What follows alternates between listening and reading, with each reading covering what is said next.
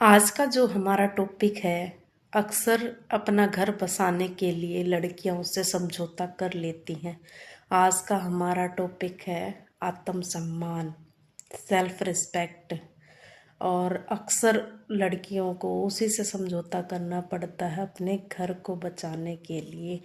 आपको टॉर्चर किया जाता है, मेंटली परेशान किया जाता है कि तुमसे ये नहीं हो सकता, तुम ये नहीं कर रही, तुम्हें कुछ नहीं आता। बस हम इसी से समझौता कर लेते हैं क्योंकि हमें अपने बच्चों के फ्यूचर की चिंता है और हमें अपने माँ बाप की इज्जत की चिंता है कि लोग कहेंगे कि फलाने की लड़की घर बैठ गई है। इस वजह से हम ससुराल में सब कुछ सहते रहते हैं। लेकिन हम ये चीज़ भूल जाते, जो हमें इज्जत नहीं दे सकता वो हमसे प्यार क्या करेगा।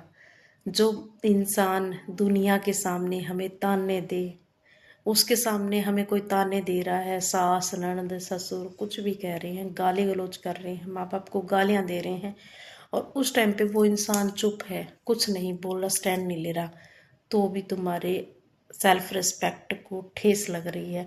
और वो इंसान तुम्हें सबके सामने डांट रहा है, मार रहा है, पीट रहा है, तुम्हें इज्जत नहीं दे रहा है, तो भी तुम्हारी रिस्पेक्ट को वो ठेस पहुंचा रहा है, तो भी वो तुम्हें परेशान कर रहा है।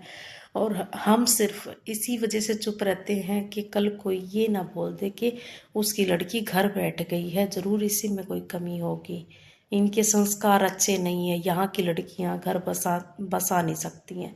सिर्फ इसी वजह से हम चुप रहते हैं और पूरी ज़िंदगी हम सहन करते हैं। पढ़ी लिखी होते हुए भी सास कहती है तुझे बर्तन धोने नहीं आते, तुझे नॉलेज नहीं, तेरी माँ ने कुछ नहीं सिखाया। ननद कहती है कब तोड़ दी तेरी, मतलब माँ की गाली देगी, बाप की गाली देगी, भाई भतीजों को बीच में घसीटेगी। कुछ भी अगर हो जाता, काम बिगड़ता है, तो हमें ताने सुनने को मिलते हैं। सा ननद का और सास का इतना इंटरफेयर रहता है हमारे बीच में। फिर भी अगर तुम्हारा हस्बैंड स्टैंड नहीं ले रहा है, तुम्हारा हस्बैंड उनको बढ़ावा दे रहा है, तो तुम्हारी यातनाएं और ज़्यादा बढ़ सकती हैं, और ज़्यादा तुम्हें टॉर्चर किया जा सकता है। कोई दहेज के लिए टॉर्चर करता है, कोई किसी वजह से टॉर्चर करता है। लेकिन लास्ट में अगर तुम्हारी कहानी का एंड हो जाता है, तुम्हारी सास ननद पता है तुम्हें खुद ही पसंद करके लेके आती हैं, ठीक है, अरेंज मैरिज की जाती है, लेकिन तुम्हारे ही खिलाफ वो साजिश रचती हैं कि इसको घर से कैसे निकाला जाए, इसके ऊपर हमारी चौधर कैसे, मतलब हम इसके ऊपर कैसे अपनी चौधर चलाएं। सब कुछ उनकी मर्जी से होता, फिर भी उन्हें हमारे बर्तन साफ करने में, झाड़ू लगाने में, पोछा लगाने में, हर चीज़ में उनको प्रॉब्लम होती है। बर्तन साफ करेंगे तो देखो ये दाग छोड़ दिया, कपड़े धोएंगे तो बदबू आ रहे, कपड़े धोने नहीं आते, मतलब उनको हर एक चीज़ में प्रॉब्लम होती है। फिर ये सास जाके पसंद क्यों करके आती है बहुओं को, अपने बेटों को कवारा ही रख ले। कई लोगों को ना सिर्फ कमियां ही निकालनी आती है, परेशान ही करना आता है, क्योंकि किसी के घर में जाके रहोगे ना, रह नहीं सकता कोई बंदा। फिर भी लड़कियों को अपना घर बार सब कुछ छोड़ के दूसरे के घर जाना पड़ता है। जब तक हस्बैंड हमें समझने वाला नहीं मिलेगा, जब तक हमारे रिस्पेक्ट करने वाला हस्बैंड नहीं मिलेगा, हस्बैंड हमारा रिस्पेक्ट नहीं करेगा, तो और ससुराल वाले भी हमारा रिस्पेक्ट नहीं करेंगे, वो भी ऐसे ही बोलेंगे। अगर हस्बैंड हमारी इज्जत करने वाला होगा तो वो भी सोच समझ कर बोलेंगे कि हमें इसे क्या बात बोलनी है और क्या नहीं बोलनी है, ठीक है। तो हस्बैंड जहाँ तक हो सके ऐसा चुने, एजुकेटेड तो चलो होना ही चाहिए क्योंकि नॉलेज होती है एजुकेटेड में, लेकिन उसके साथ साथ वो समझदार भी होना चाहिए। ऐसे पति को ही चुनना चाहिए जो पूरी जिंदगी समझदारी से काम ले ले। देखो उतार चढ़ाव, लड़ाई झगड़े हर घर में होते हैं, लेकिन जो तुम्हारी इज्जत नहीं कर सकता ना, वो तुम्हारे किसी भी काम का नहीं, और कभी भी तुम्हारा ख्याल नहीं रख पाएगा।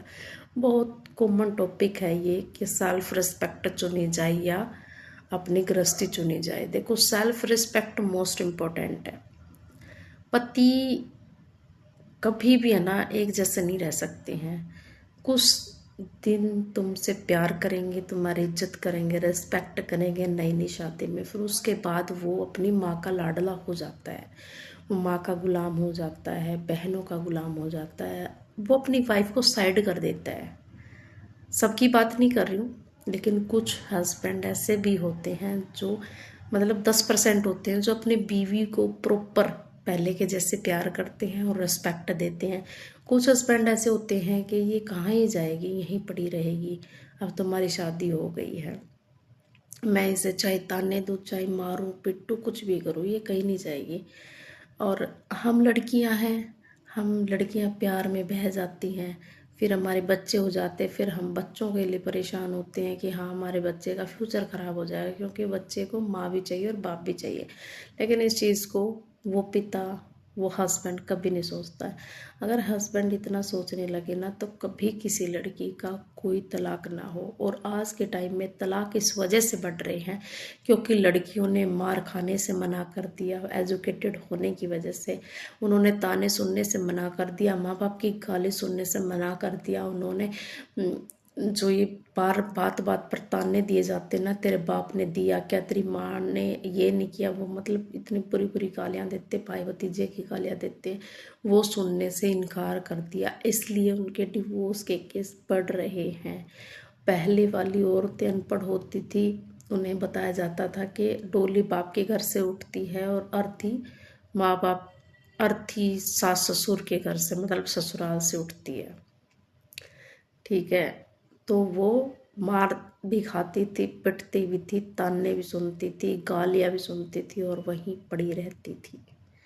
ठीक है, और आजकल की एजुकेटेड लड़कियों ने ये सब सुनने से मना कर दिया, बोला कि इज्जत हमारी भी है, हमारी भी सेल्फ रिस्पेक्ट है, तो इसलिए वो सुनना बंद कर गई है। तो इसलिए आजकल डिवोर्स के केस बहुत ज़्यादा बढ़ रहे हैं। अगर लड़का भी इस चीज़ को समझ के चले कि अगर लड़की अपने माँ बाप छोड़ रही है तो तुम्हें भी अपने माँ बाप को, उसके माँ बाप को ताने देने का कोई हक नहीं है, ना तुम्हारे माँ बाप को ना तुम्हें। क्योंकि जिसने अपनी बेटी 20-25 साल पाल के तुम्हें दे दी तो उसने अपनी ज़िंदगी की बहुत बड़ा, वो बोलते हैं बहुत बड़ा हीरा तुम्हें दे दिया है, जिसने अपनी बेटी दे दी। बट इस चीज़ को पता नहीं समाज कब सोचेगा, कब समझेगा, कब ये तलाक बंद होंगे। अगर तलाक बंद करने हैं तो लड़के और लड़की को दोनों को समझना पड़ेगा।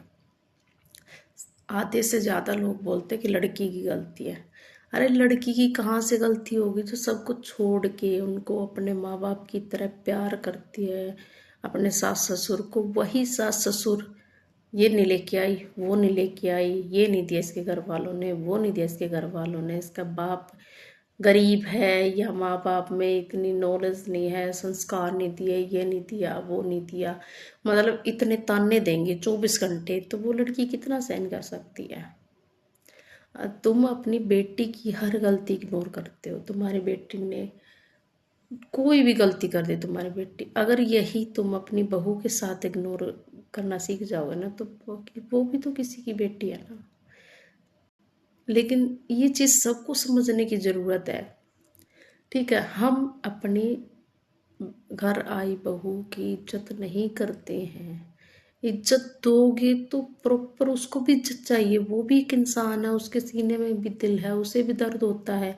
जब तुम 24 घंटे ताने देने लग जाते हो, अरे वो भी किसी घर की बेटी है, उसने भी अपने माँ बाप के साथ 20-25 साल गुजारे हैं। ठीक है, तो हमारा टॉपिक था कि आत्मसम्मान को चुने या फिर गृहस्थी को। देखो, आत्मसम्मान बहुत ज़रूरी है। अगर तुम खुद की वैल्यू नहीं करोगे, खुद की तुम रिस्पेक्ट नहीं करोगे तो लोग भी तुम्हारा रिस्पेक्ट नहीं करेंगे। आत्मसम्मान को ही चुने आप। आत्मसम्मान, जब तुम अपने आत्मसम्मान को वैल्यू दोगे ना, खुद की रिस्पेक्ट को, तो लोग भी तुम्हारा रिस्पेक्ट करेंगे। ठीक है, ओके जी, थैंक यू सुनने के लिए। अगर आपको मेरी ये वीडियो कुछ अच्छी लगे, हेल्पफुल लगे, तो आप इसको शेयर कर सकते हैं, चैनल को सब्सक्राइब कर सकते हैं और लाइक कमेंट कर सकते हैं। अगर आपकी स्टोरी भी कुछ इससे मिलती जुलती है तो आप कमेंट में अपनी स्टोरी मुझे बता सकते हैं, ताकि ये किसी के लिए आपकी स्टोरी हेल्पफुल हो सके। मिलते हैं नेक्स्ट वीडियो में। Thank you.